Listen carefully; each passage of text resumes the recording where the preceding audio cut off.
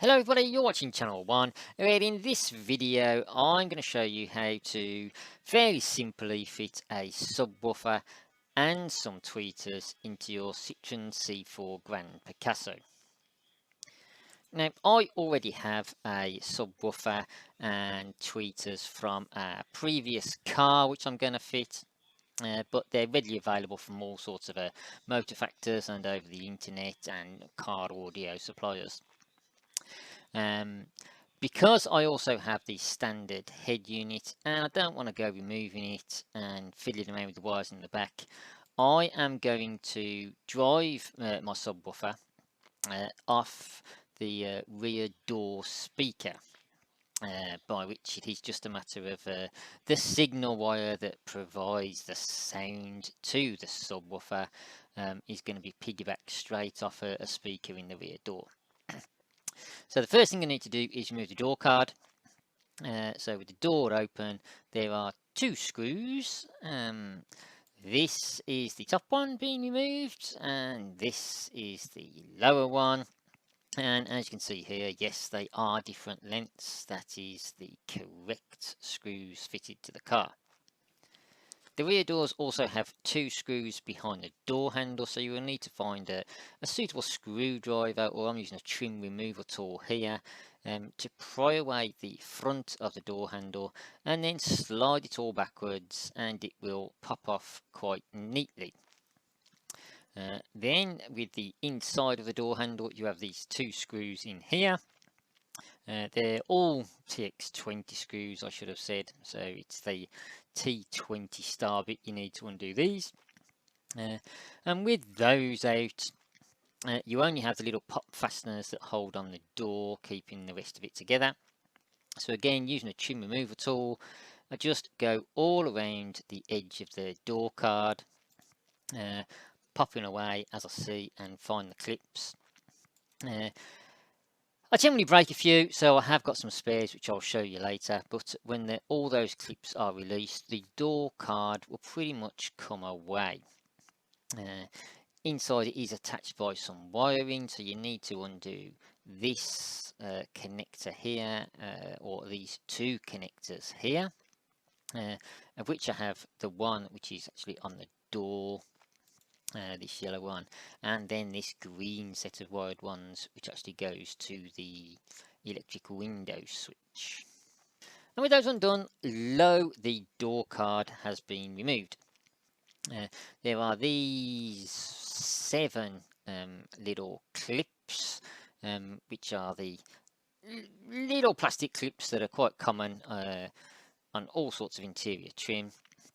But they are a bit fragile, they fairly often break, so I've ordered these off eBay, just a replacement set of 50. They arrived in this lovely little bag, just to replace any that broke, and I think I was okay on the rear door, but I did need some elsewhere. So then you are presented with the speaker.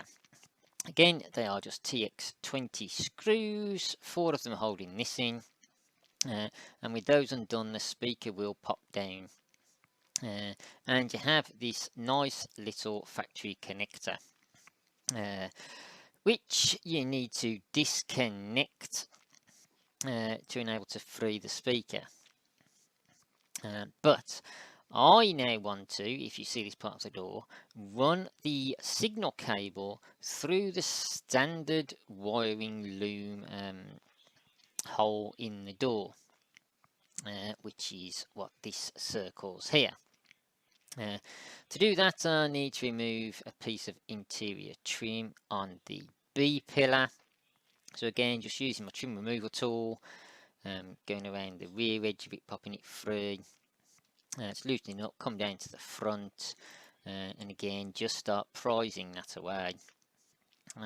And with the driver's seat fully forward, it will eventually pop completely off, exposing the ducting to the rear air conditioning outlets, and as I say, that the beeper are behind, and the wiring is somewhere behind that. But I should have said this a few photos earlier. probably wouldn't do it this way unless you are adamant you want it done beautifully. But I will come to that in a few more photos time, because I removed the remaining part of the wiring loom off the inside of the door here. What was that? Peeled back the sound deadening, I guess it is, on the door, and had a look up towards the front of the car inside the door to try and find where the wiring loom enters the car, which I have circled just about here. I know it's very dark. And then, using my trim remover tool, I just prise back the rubber dust cover to get a little better access to the loom. And here I have my signal wire, which is going to be going to the subwoofer. I try to feed it down inside the rubber dust covers, and really I have no joy at all. The connector end is too big to fit down. It might do with some perseverance if I pulled the whole cover off and fed it down and fed it through. I might have been able to manage it. But as I say, I wanted this simple to install, simple to remove as well. So what I did find is where the door hinge is located. There is another little hole in the metalwork just above the door hinge. So I end up feeding the signal cable to the subwoofer through that hole, which you can see here snaking through and just drapesing over the speaker. Then I cut the end off the signal wire because the phono plug that's on there is not going to attach to my speaker, and just clip either of the wires into the nice little connector that feeds the rear door speaker. When I get to the tweeters, I know I don't show it in the video, but I do exactly the same with the tweeter wiring for the rear door. I just open up this little connector, pop the wires in, clamp it shut, and then they are attached. So with that done, I pop the connector back on, fit the speaker back into the car, and that part of the wiring is done. Then I have the signal wire again coming through the hole. I leave a little bit of free play in it, pull the door sealing trim away from the car body, feed the signal wire behind that, and pop the trim back on place, and you can just about see in this photo it going in one side and coming out the other. Because with that done, I can then feed that signal wire nice and neatly underneath the trim, all along the bottom of the door, around the trim, or underneath the trim, going over the rear wheel arch as well, where it will end up in the boot, and I can connect it up to my amplifier. So there I have the actual signal wire for the subwoofer installed and ready. But the next thing you need to do is power the subwoofer's amplifier. And because I am no young boy who only cares about loud music over carrying large items and family members in my car, I want to be able to remove this subwoofer fairly easily and not have any live power cables floating around in my boot.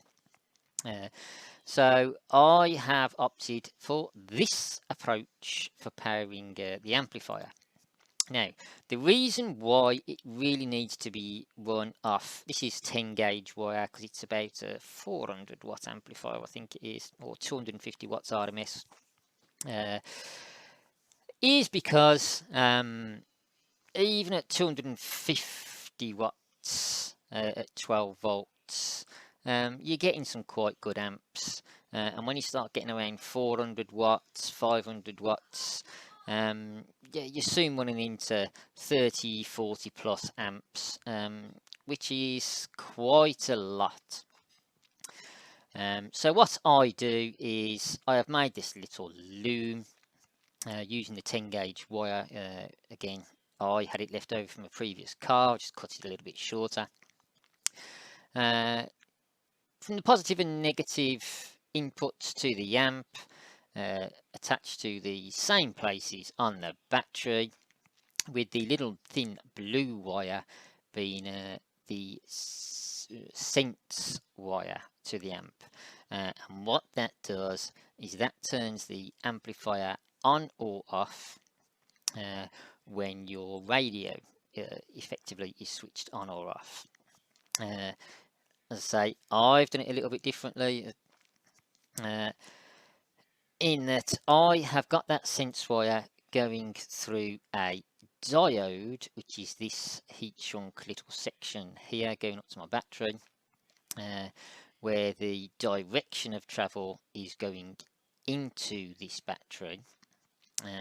And I've left a little part of the diode sticking out underneath that sense wire. And what that enables me to do is again connect up another cable I have homemade. I've just got some crop clips on this because I do use this cable for a few other little odd jobs, checking light bulbs and bits and bobs. And yeah, so one end is crocodile clips, one end is a cigarette lighter connector. So what I effectively have here is the amp will be powered by the battery. It has a 12 volt feed going straight to the amplifier, but the amplifier will not switch on until the sense wire gets a 12 volt signal.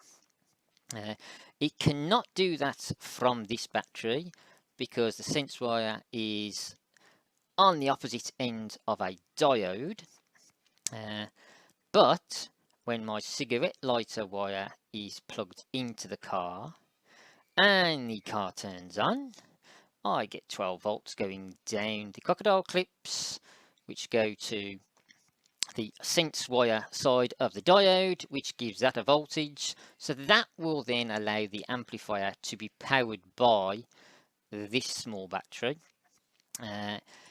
And equally, while the car is running, it will be charging this battery. So this battery won't go flat. It makes it all a nice little bundle, which I can just, well, as I say, ideally I would stick some Velcro probably to the battery and equally put some on the car, so I can stop this battery from rattling around inside the third row of seats footwell as I've got it here. But I don't drive particularly fast. As I say, them days are over. It's perfectly safe where it is. It is a lithium ion battery, so there is no lead or acid that is going to spill out anywhere. And I have the feed wire, which goes to the sense, just running along the footwell up into the cigarette lighter. And as I say, what that means is when I'm out travelling on my own, I can put my subwoofer in the boot, connect up the signal wire, which is a low voltage, so it doesn't matter if that is floating around, but I'll put it under the third row of seats cover when not in use. Plug in the cigarette lighter, and I have a working subwoofer. No problems at all, nice and simple, easily installed and removed. And as I say, it allows me to use the full 7 seats when I need to do that. It allows me to carry large objects without having to have, as I say, a 12 volt, well, yeah, without me having to unwire the amplifier and have a 12 volt feed from the battery loose in the boot, which of course you can cover up or put a switch in line with it to turn the power on and off. But equally, this was the route I decided, because it is also awfully difficult on this car to get the 12 volt power cable to the battery through the bulkhead. The easiest option is to go through where the bonnet latch releases, but it's still a bit of a faff. And as I say, I didn't want a live power lead floating around everywhere, so this is the solution I have done, and it works beautifully. It gives a lot more punch and much deeper bass to the standard car system, because I think this has one of the cheaper systems in it anyway. Because as you're about to find next, there are no tweeters fitted in the rear doors.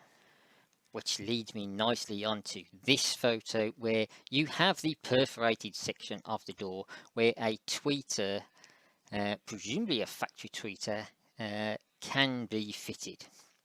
Now, the door card off, here is the opposite side of that.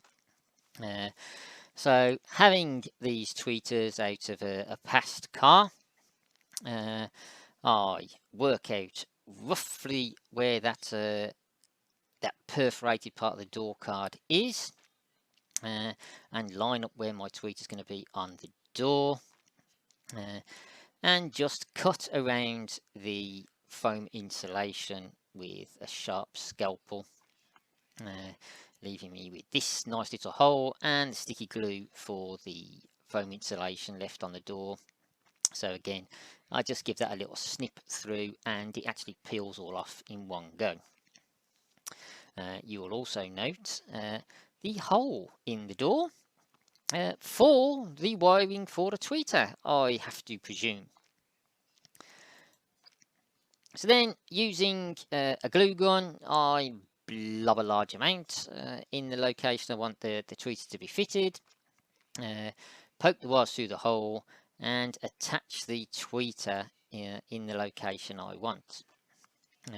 I have extended the wires, which are these yellow wires hanging out where the mid-range speaker would be, and I connect them to the connector of that mid-range speaker exactly as I did do with the subwoofer.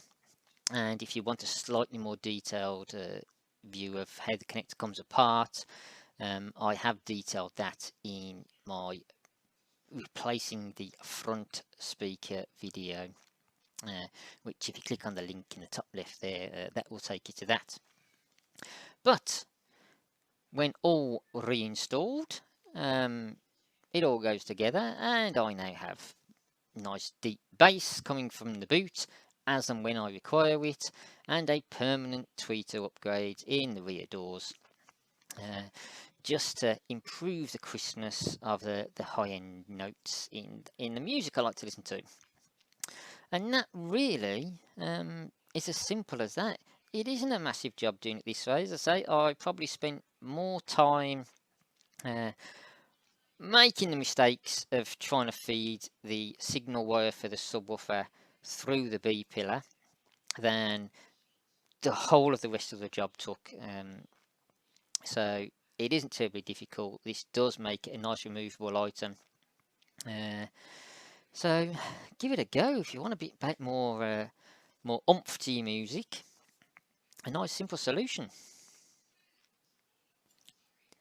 And that's it, job done, sub fitted. I fitted the tweeter in the other door exactly as I did in this door.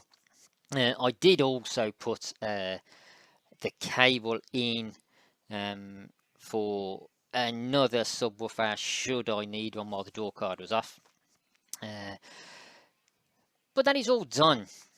If you did get anything out of this video, if it helped you at all, do please hit the like button and subscribe to the channel if you have one of these cars and do modifications, and let me know in the comments what you think of my job or what I could have done or shown better in my photos. But with that all said, this video is over. So thank you very much for watching. Whatever you're doing out there, folks, do please stay safe, take care, peace everybody.